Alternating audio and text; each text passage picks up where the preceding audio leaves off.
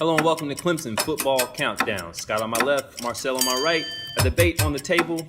Let's start the clock. Clemson took the sting out of Georgia Tech with a 49-21 victory. The Tigers actually outrushed the Yellow Jackets, led by 122 yards from Travis Etienne. Quarterback Trevor Lawrence got a promotion after this game. He tossed 4 touchdowns and was named the starter over Kelly Bryant this week against Syracuse.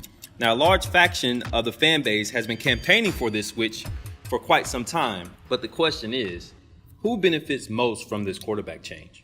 I'm going to go with T. Higgins right now. Looking at the numbers, with Kelly Bryant, he's been decent. I mean, he's caught 4 out of his 6 targets for 71 yards, most of which coming on that 50-yard bomb at Texas A&M. But with Trevor, that number bumps up to 128 total yards, catching 5 of 11 targets. That's only 50 yards more, but the really key stat there is the 11 targets. That's twice as many as he gets when Kelly Bryant's on the field. The main focus for Higgins going into the season was he's Clemson's deep threat. He's that 50-50 guy that turns it more into 80-20 when he gets the ball.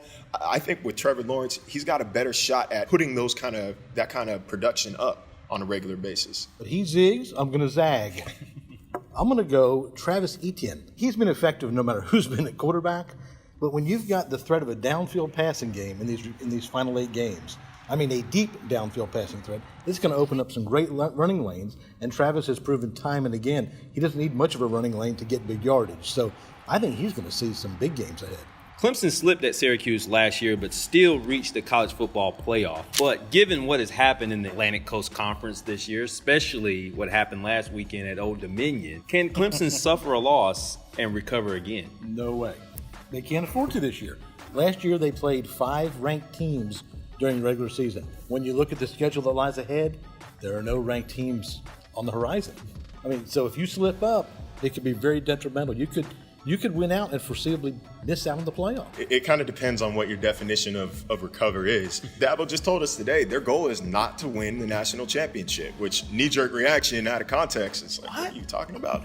But no, he said their goal is to win the division, win the conference, and win the closer with a state championship somewhere in between. But it's a good thing that their goal isn't to win a national title, because if they lose a game, that's probably not going to happen. All right, we're almost out of time, so let's go 3 and out.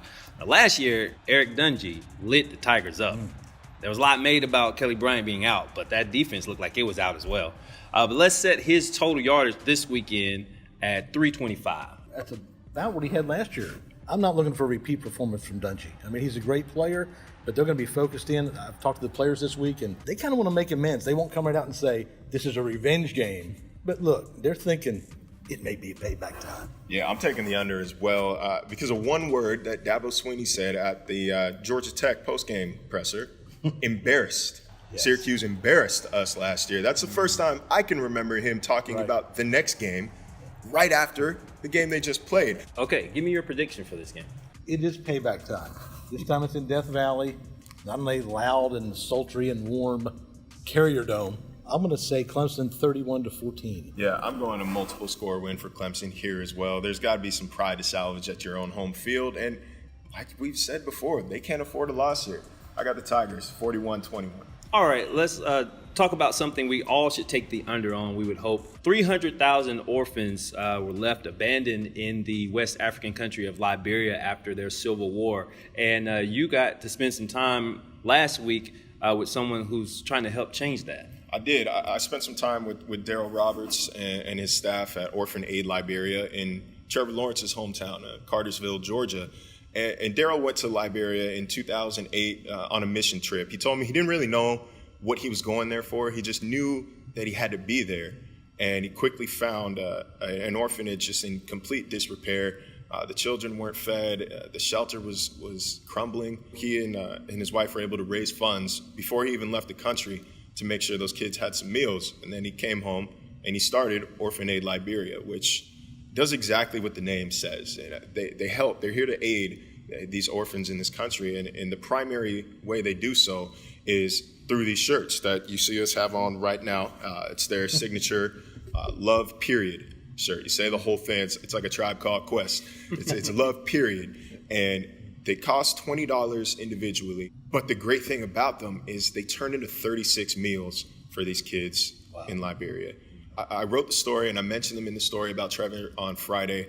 Daryl actually texted me on Sunday and said that Clemson fans had bought up more than 50 shirts already, which translates to over 1,800 meals, which is just, it really is incredible. And everybody watching at home, you can get in on this too. You can find them at bestshirtonearth.com. That's time well spent. We're out of time. We appreciate your time. Catch us next time on Clemson Football Countdown.